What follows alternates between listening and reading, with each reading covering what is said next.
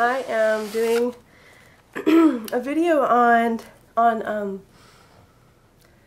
me being pregnant with a toddler, like a new toddler. I mean, he just became a toddler. My son is currently 17 months old, and 17 months? Almost 17 months. And I am currently 33 weeks pregnant. It's difficult when you're this big and you have like a kid that you want to play with. Like, I really want to be able to do everything with my son. I love playing with my son, but there's just been some hindrances for me that have prohibited me from being the mom that I really want to be. And it's really heartbreaking and frustrating. First of all, my size gets in the way.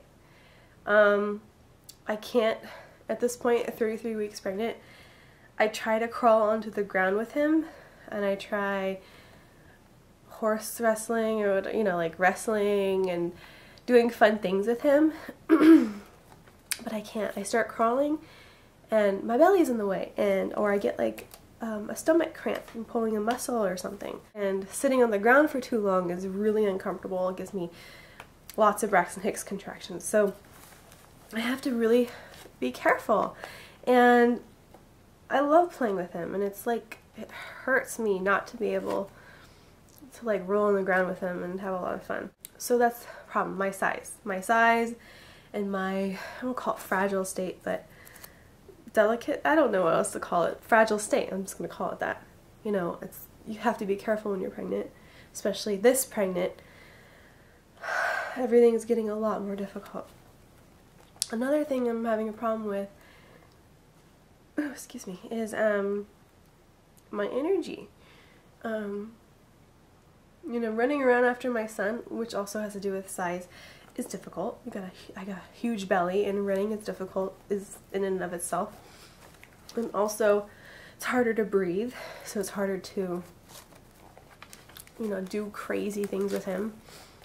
And I'm also low on iron still, and which makes me really shaky and tired and poop out a lot faster than a normal person. So in my energy, I have to take naps when I have to get things done. I need to get things done. When he takes a nap, I try my hardest to take a nap. So when he's awake, I find myself doing housework and still playing with him, and it's also a problem, you know, not spending enough time because I'm trying to take care of myself and the house at the same time. So that's a problem. So size, energy, and time is the next problem. Because of my energy and my size, I have to take breaks. I play with him for, you know, some minutes, and then I have to go sit down on the couch and take a few breaths, drink some water, and relax, because I noticed that if I do too much, I get too many Braxton Hicks contractions. And so taking breaks, I have to watch my time and make sure I'm not pushing myself too much, you know. Because of these three things, I've learned to kind of adapt and spend time with him in a different way.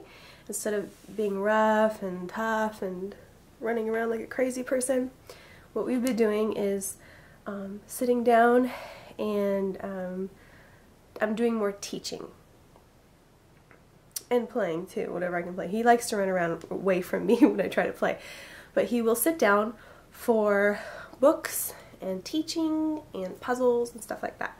So I wanted to share a few things that I've been doing that have been allowing me to interact with my son comfortably.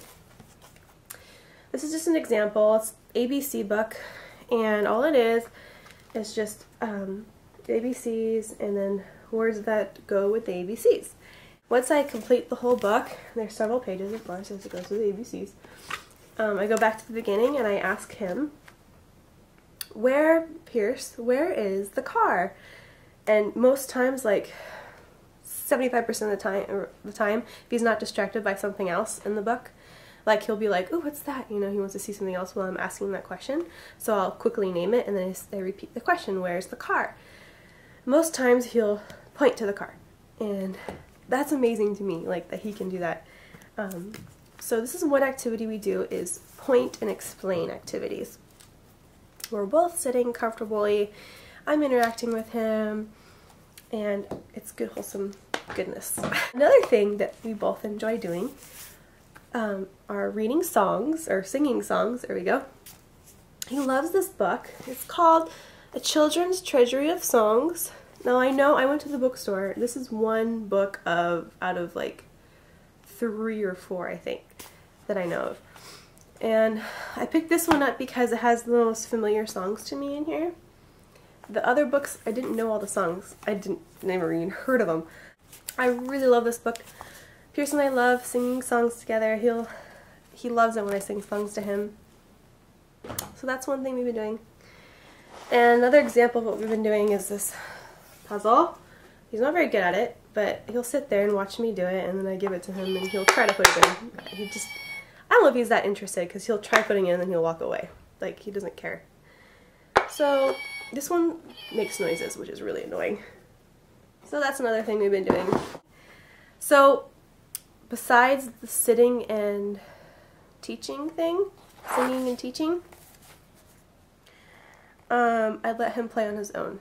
So usually in the morning we do some playing on our own, and then after breakfast, and so play on his own till like snack time, and then after lunch we do like a lot of teaching, reading activities, and then he goes to nap, and then he wakes up playing on his own again, and then more teaching, reading activities.